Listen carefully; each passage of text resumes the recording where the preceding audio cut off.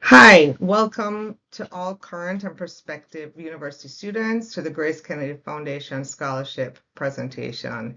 In this video, I'll provide an outline of the opportunities available exclusively for students pursuing higher education locally. The foundation only funds scholarships for students attending university in Jamaica. And at this present time, we have about 9 named endowed scholarships, which value between 500,000 and 550,000 Jamaican dollars. The universities that we focus on are University of the West Indies, University of Technology Jamaica, the Edna Manley College for the Visual and Performing Arts, and the Caribbean Maritime University. Our scholarships are very competitive. So to be honest with you, you really have to have at least a minimum of a 3.8 GPA for us to even shortlist you for an interview. So that means mainly ones at CSEC and ones and twos at CAPE.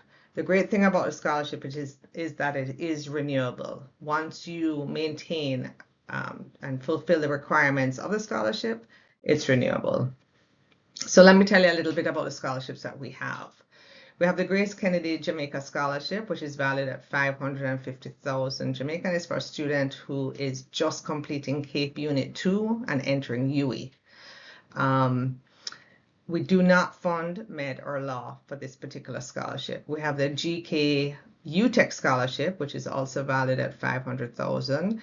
And that scholarship is, you can be in any year at UTEC. So you don't have to be just entering UTEC. You could be in second year or third year and apply for that scholarship. We have the Douglas Orion Scholarship for Science, Technology, and Engineering, and you can be either attending UE or UTEC for that scholarship, and it's valued at 500,000. And of course, we're focusing on STEM education. So med does not qualify for that scholarship, and neither does actuarial science. We have the Rafael Diaz Scholarship, which is also $500,000, and that's specifically for students who are studying business subjects at UE. We have the Edna Manley Scholarship, which is for students who are doing any of the 4 programs at Edna, but you have to have completed your first year at Edna before you qualify to apply for that particular scholarship. Then we have the Bruce Ricketts Scholarship, and that is specifically for a student who is a past student of Kingston College. That scholarship is valued at 500,000, and you can be attending UE or UTEC. We have the Carlton Alexander Scholarship, and that scholarship is specifically for JC Pass students. Again, you could be already at UE or UTEC for both the Bruce Ricketts and the Carlton Alexander Scholarship. You could actually be attending UE already, but you would have had to have attended Jamaica College for that scholarship. And that scholarship is valued at $500,000. For those scholarships, you can be studying medicine, you can be studying law. We don't have a restriction for those because it's the focus is past students of those institutions. We have a Louis Fred Kennedy CMU Scholarship, which is valued at $500,000, and that is for a first-year student who's going to be studying logistics and supply chain management. And that will take you right through to the end of the program. And then we have the JIEE Scholarship, which is a final year scholarship, and that is valued at $500,000 as well. And it's for students who are attending either UE or UTEC and are kind of focused on STEM for their field of study. And then we just introduced, so we have a 10th scholarship. We just introduced the Don Webby Scholarship, which is valued at $500,000, and that's specifically for a past student of St. George's High School who is attending either UE or UTEC. I'm sorry, yes, UE or UTEC, and has participated in sports as well while attending St. George's or even at university if you're already at your tertiary institution. So in addition to those 10 scholarships that we offer, we also have, we offer merit scholarships. So we have about 91 students on our scholarship program annually, and that's comprised of the persons whose scholarships are being renewed, but also along with those 10 named winners, scholars, we offer a bunch of merit scholarships. So we have merit scholarships available for the students who are shortlisted for an interview, performed it well in the interview, but weren't selected as a winner. There's a good chance of you getting a scholarship that way. We also have a really robust final year scholarship program, and that you're not limited. So in other words, you can be studying med, you can be studying law, but it has to be a sponsored program. So in other words, we would not consider a med student who is on the non-sponsored government program. And that's a final year scholarship. And then we have a scholarship or scholarships available. Let's say you weren't shortlisted for an interview, but you are really strong and we saw that there's a need to support you. There is a possibility that you could get a merit scholarship as well under those circumstances. All right, so what do we not fund? We do not fund most things in the medical related field unless it's your final year student. We do not fund law. However, please remember, as I said, if you are a Carlton Alexander Scholar, a Bruce Regret Scholar, or the Don Webby Scholar, those fields are included as options for your scholarship. We do fund engineering at UWI, but it is $10,000 US. So we require that if you get a scholarship from us, because our scholarship is valued between $500,000 and $550,000, if you get a scholarship from the foundation, we will only consider you if you can show proof of how you're going to find the balance of those funds. So you have to show us proof how you're going to find the extra 1.2 million that you need. And we do not fund overseas studies. There are lots of scholarships available. I won't go into those details, but they are out there. And these are just some examples of the different scholarships that are available, particularly for those of you who might be studying med and law and are looking for other ways to raise your funding. So applying for a scholarship is a very straightforward process. It's an online platform that we use. Our applications open May 1 and close June 30th. So even if you're in the middle of CAPE, by the time you finish your CAPE exams, you still have time to apply for the scholarship.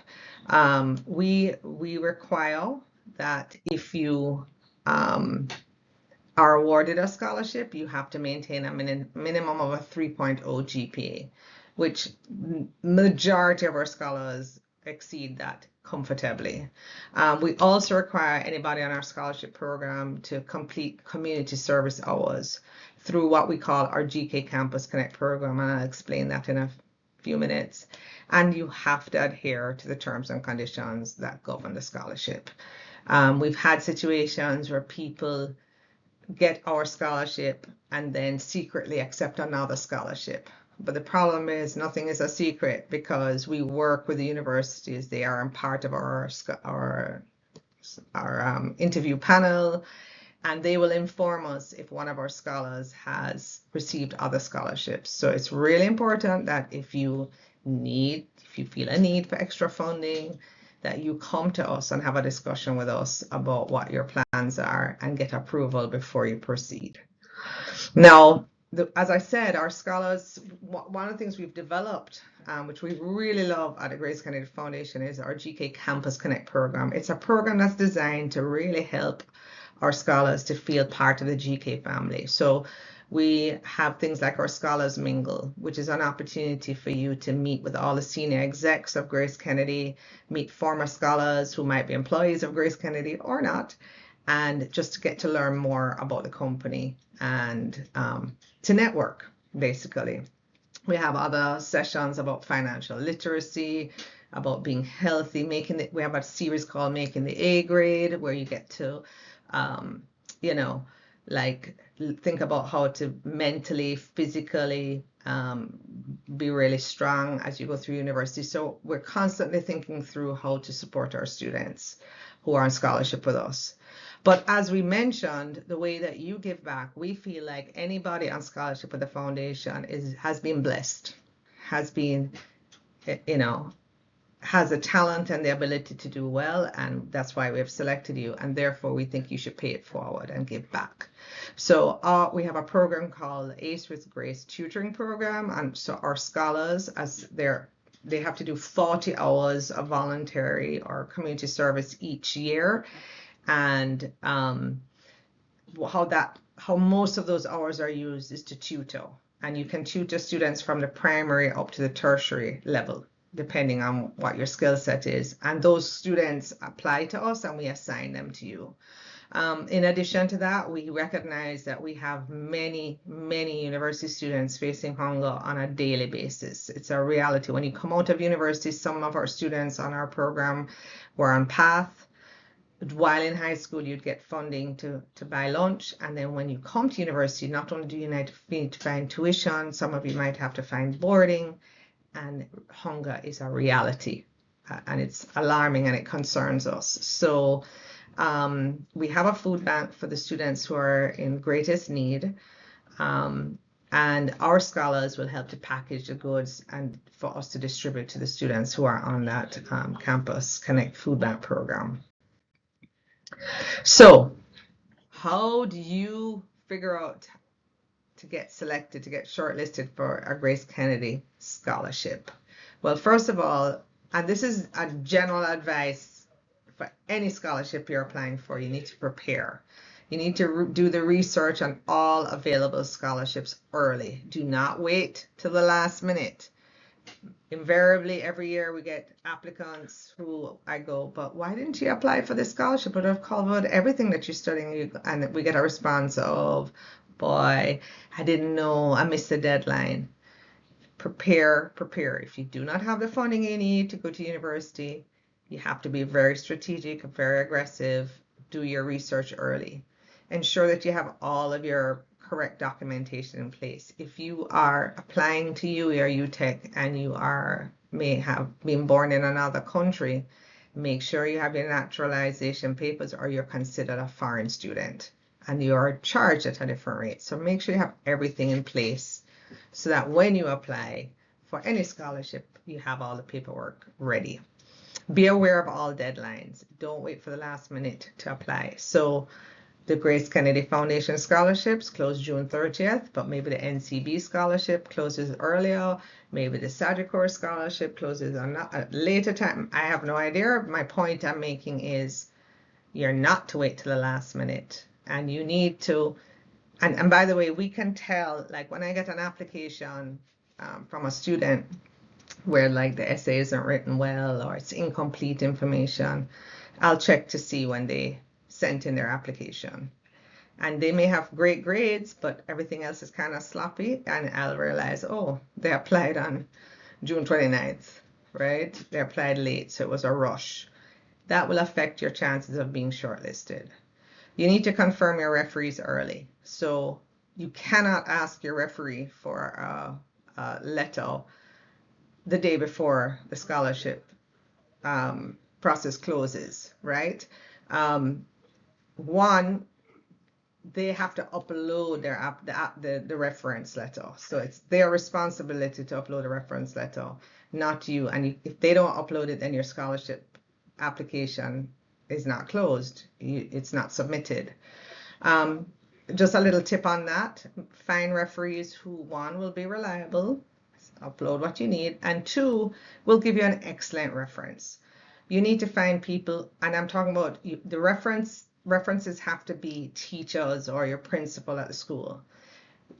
Who you select could also determine whether you're shortlisted or not, because if you get a mediocre reference and you're competing against somebody who got a great reference, chances are you won't be shortlisted. So you need to really find people who like you, who want to support you. You give them all the information they need. They know your every way that you served at the school and all exciting things that you have done, so that they can write a robust, awesome recommendation letter for you. Now, it's really important when you're applying for scholarships that you weigh what are the tuition costs. When you're applying to the various universities, what are the tuition costs? Where is going to be practical for me? Is it more practical for me to do civil engineering at UTech versus civil engineering at UE? UE is 10,000 US, UTech is about 550,000. Where would be better for me to apply, right? Will it affect me getting into a master's program? To be very honest with you, none of the institutions we have will affect you getting into a master's program. So I wouldn't worry about that. It's also really important for you to think about the cost of the program you want to do. So law is 10,000 at UE, is 10,000 US, dentistry is 28,000, engineering is 10,000, engineering in Trinidad is a lot less, engineering at UTech is a lot less. And then medicine actually has two programs. They have a sponsored program, which is roughly about 800,000 a year, and they have a non-sponsored program, which is 28,000 US a year. And so you have to weigh what program is going to work for me financially and what will it take for me to fund my scholarship, my university career. For those of you studying medicine, I want you to make note of the fact that if you get on the non-sponsored program and accept it and start it, you will not be able to transfer over to the sponsored program at any time. So you have to commit yourself to finding 28,000 US dollars a year. That is not practical for most students. So we recommend that you defer the acceptance, wait out the year, and wait to get on the sponsored program. So how do you finance your education, your university education? There are a few options. So you can, maybe your parents might be able to do it, right? So for those of you who have that situation, that's wonderful. But for many students, that's not realistic and not an option for them. So there's things like the Student Loan Bureau, the financial aid office will provide grants. Those tend to be small. Obviously, applying for scholarships, that's why you're listening to this, applying for scholarships and bursaries. And then when you're in university, you can consider doing the Earn and Study program, which you have to be really careful about, to be honest with you, to make sure that it is a legitimate program and that you'll be able to earn the money that you need after doing that kind of investment and trip. Now, it's really important that you understand that you need to have a backup plan. For some of you listening to this, you might actually be planning to go overseas to study, and you're like, I don't want to waste my time watching this. But the reality is, things can happen. The money is not flowing overseas as it used to. When a university overseas only offers you a quarter of the money you need, it is not realistic necessarily to take on that, right? To think, oh, well, maybe God will provide me with the money and I'll write to everybody and somehow raise the funds. You have to be realistic about what you're taking on, because the worst thing you could do is start a program and then drop out because you did not have the funding. Now you are able to, apply to China, apply to Germany, look at all the scholarships all over the world, do your SATs, but the first thing I want to talk about is the fact that you should apply for a student loan if you know you don't have the funding. On our Grace Kennedy application, we require every student to state whether they've applied for a student loan or not. And if they haven't, then they need to be able to explain why they haven't. You also submit your financial information. So we have a field for what your parents earn and how your sources of income for university. If you do not have reliable sources of income for university and you have not considered applying for a student loan because you do not want to be in debt when you graduate, because you think you deserve a scholarship because you're such a bright student, those things will actually go against you, because you never know what can happen. You do not know if your parent that you're relying on passes away. You do not know if the parent you're relying on, or the aunt or the grandmother, loses their job. You have to have a backup plan. And invariably, every time I speak to students and I say, would you apply for a student loan? They go, no, I'm not doing that. And there's a lot of myths out there. The reality is, you do not need guarantors to apply for a student loan. The reality is, it's lower than the bank rate to get a student loan. You have a moratorium, which means after you graduate, you have 6 months before you need to start paying back your loan. If you do well in university, there's a good chance that you'll be comfortably able to pay back your loan every month without being completely stressed out. The worst thing you can do is start university and not have, and be anxious, because if you don't pay upfront when you start university, you can't pick your courses. You will be told by midterm you'll be deregistered. You won't be allowed to do your exams. That is not a position that you want to be in. That kind of anxiety affects your performance. So it's really important that you think about that You apply for your student loan, you can always write to them and say, hey, great news, I got a scholarship, I do not need a loan. But you don't want to enter university not having that plan in place. Obviously, you apply to more than one university. If you're applying overseas, you need to apply locally. A lot of students are doing programs that you can do right here in Jamaica, but it requires you. So you need to just say, look, let me apply locally, even though my dream is to go overseas. Maybe your dream is to do engineering at UE, but you have the budget of doing engineering at UTech. Maybe that's what you need to consider. And look at what scholarships are out there. That maybe it might be beneficial for you to go to one university over another. As I said before, apply for as many scholarships as possible. And as I mentioned, apply locally, even if you want to study overseas. Do not put all your eggs in one basket. So what are we looking for in an applicant? So first of all, we want a well-written essay. Many of us today are using AI in our daily tasks. AI is writing a lot of stuff for us, but for our essay, we require you to declare and be straight that you're not using AI for your essay. We want to know who you are. We want to know your challenges, your passions, and not something from a bot. Okay, so that's really important. Make sure you check the grammar. You can easily just write it in Word, paste it into the online platform, so it should be a well-written essay. We're also looking for rounded individuals.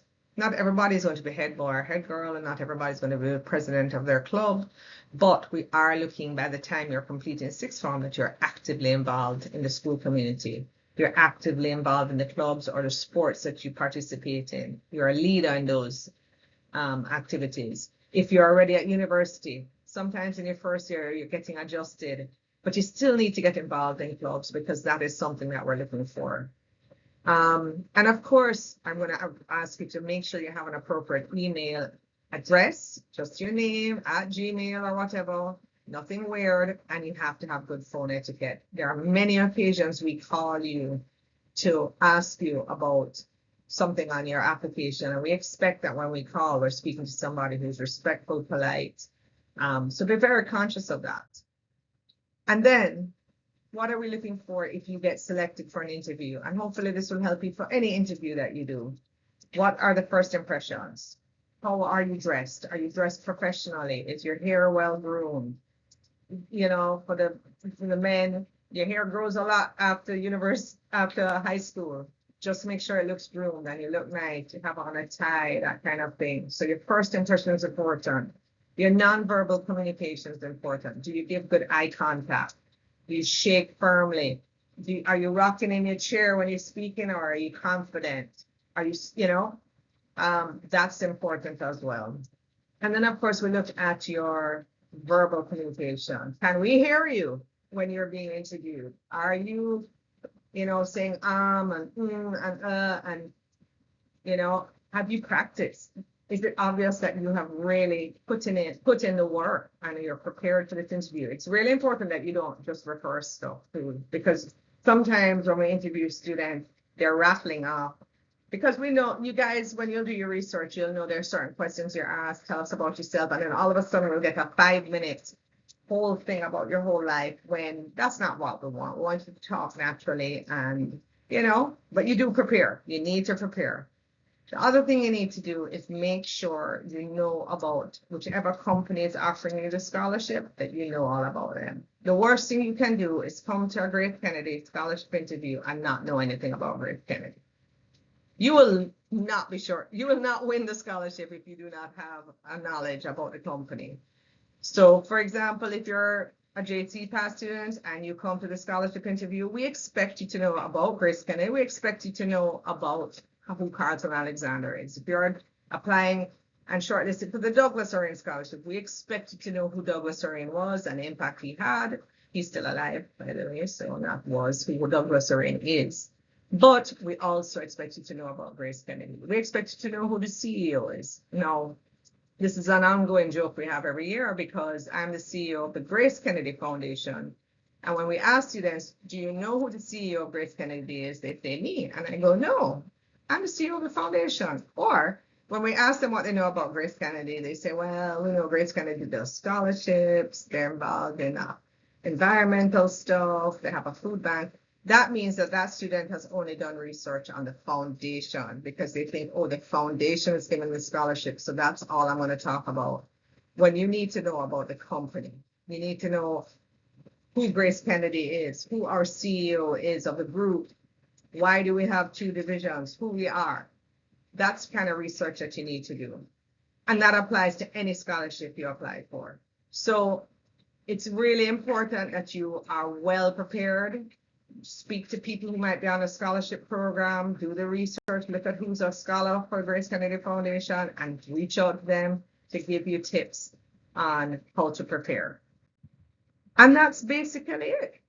If you are well prepared, you have a good chance of winning one of our scholarships. Do not hesitate to reach out to us. You can email gkfoundation@gkco.com.